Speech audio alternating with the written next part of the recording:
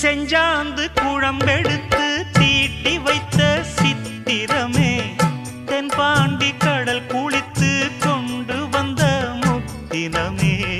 தொட்டாலும் கை மணக்கும் தென்பழனி சந்தனமே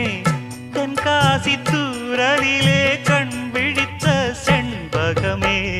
பெண்ணாக பிறந்த பல்லாக்கு நீயோ ஈரேழு உலகில் ஈடாக யாரோ நெஞ்சோடு கூடு கட்டி கூவும் குயிலோ பாத கொலுசு பாட்டு பாடி வர